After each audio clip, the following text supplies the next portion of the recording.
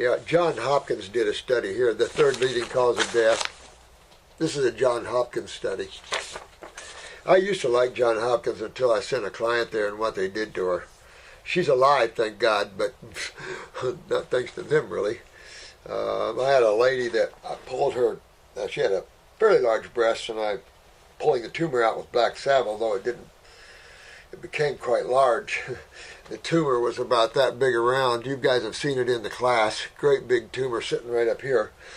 And you could tell it had a blood supply to it, because interstitial, of course.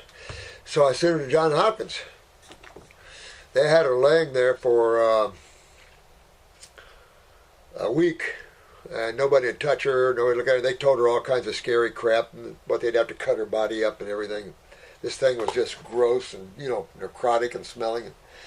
I was on the phone with the husband saying, they're full of crap. I pulled all that stuff just up in the tumor.